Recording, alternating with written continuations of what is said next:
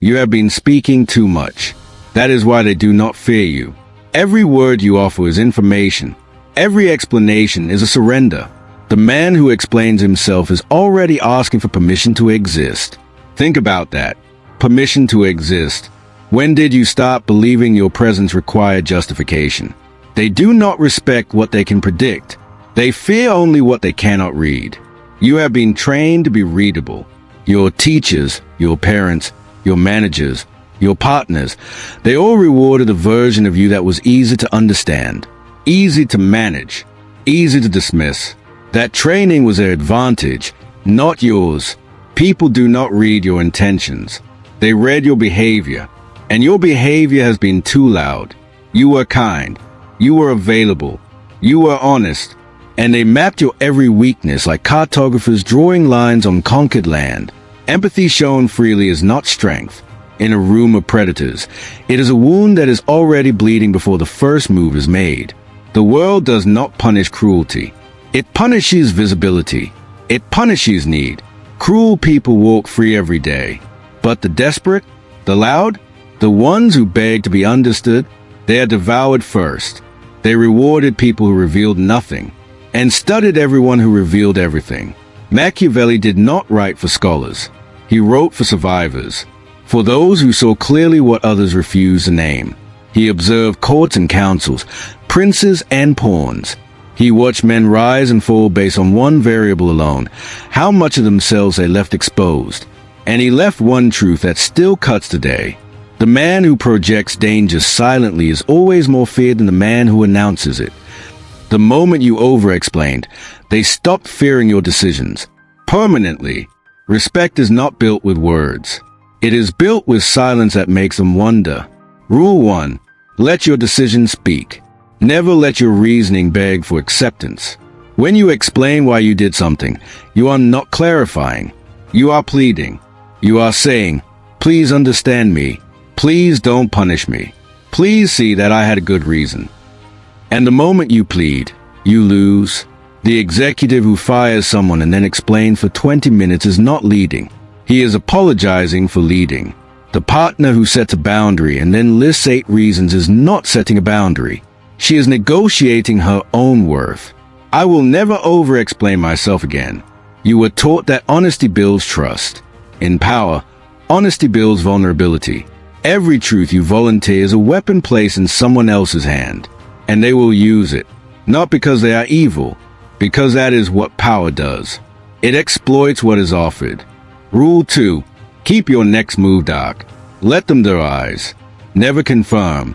The dangerous person is always the one whose next step nobody can predict. Think about chess.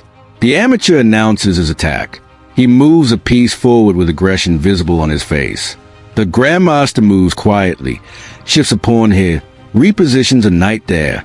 Nothing looks like a threat, until checkmate appears from nowhere. You have been announcing your attacks your whole life. I'm going to ask for a raise. I'm thinking about leaving. I'm upset about what you did. Stop. Let them wake up one day and discover the raise was already approved. Let them turn around and find the room empty. Let them realize too late that your silence was not agreement. It was strategy. When you need nothing from them, they begin to need something from you. That is the inversion. That is the turn. Rule 3. Withdraw emotionally before they expect it. Scarcity creates obsession. You have been too available, too warm, too present. You answered every text within minutes. You showed up to every gathering. You explained every absence. And they took you for granted. Not because they are bad people, because that is what humans do with abundant things. They stop valuing them. The sun rises every day. No one applauds. The eclipse happens once a decade.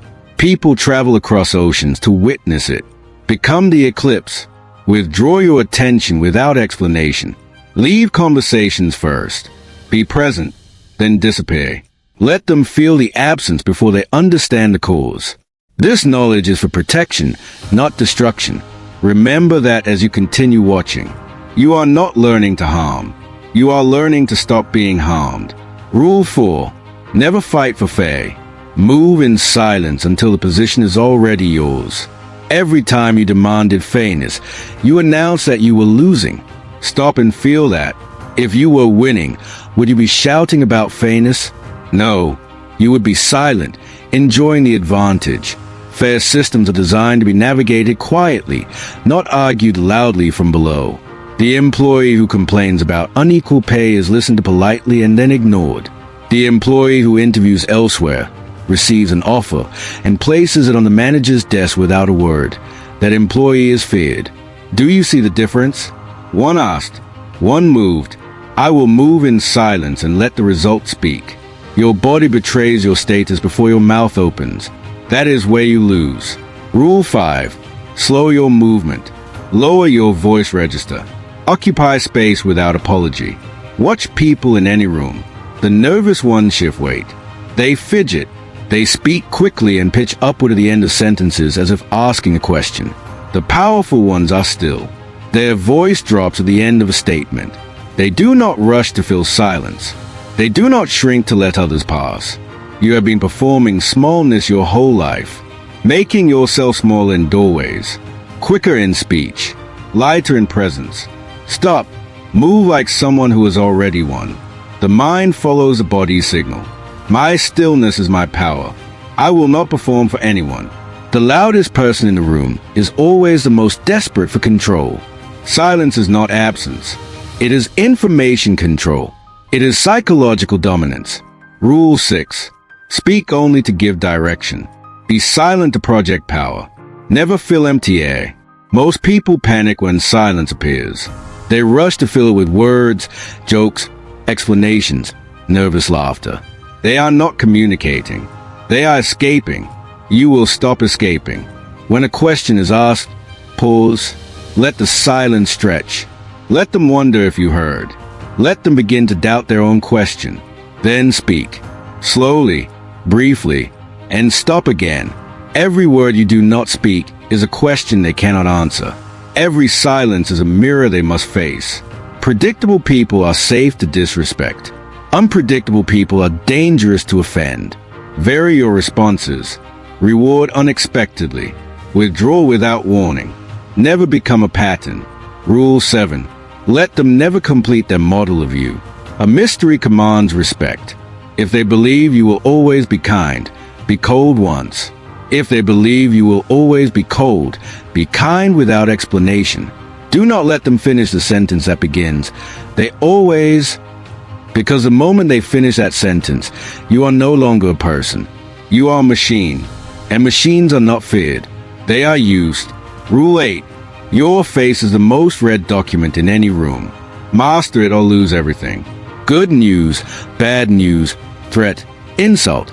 Receive all of it with the same exact expression. The moment your face reveals delight, they know what pleases you. The moment it reveals anger, they know what controls you. The moment it reveals hurt, they know where to strike. Neutral is not weakness. Neutral is the absence of intelligence for your enemies. My face is my fortress. Nothing leaves without my permission. I am done being readable. I choose silence and power. You have been warned your whole life. Not to be too quiet, too serious, too distant. Those warnings came from people who needed you manageable, readable, safe. They did not warn you to protect you. They warned you to protect themselves. Because your silence would have forced them to sit with their own inadequacy. And they could not bear that. The old you is dead. That version never served you. It only served them. You are a weapon, pointed at your own future. Nothing can stop what moves in silence. You belong to no one, no system, no hierarchy, no version of you they created. Dangerous, silent, sovereign. That is who you were always supposed to become. Most people will hear this and feel it, then return to who they were by morning. A few will carry this. They will not announce it. They will only begin to change quietly. If this reached something inside you, you have a choice now. Return to the noise, or step into the silence where power actually lives. Tell me in the comments, what would your life look like if they could never read you again? Not if they respected you. Not if they liked you. If they simply could not predict you, could not map you, could not use you. that life exists. It is waiting on the other side of your next silence. The quietest man in the room has already decided. Everyone else is still debating. They will try to provoke a reaction. Your non-reaction will be the most powerful answer you ever give. You do not need to win the argument. You only need to outlast their need to have one. Some people will call your silence coldness. Let them. Cold things are difficult to hold. The day you stopped explaining yourself was the day you became impossible to underestimate. Never let them see you arrive desperate. Never let them see you leave defeated. What you protect with silence, no one can ever use against you. This is not the end of something. This is the beginning of a version of you they are not ready for. Go. Be quiet. Be dangerous. Be free.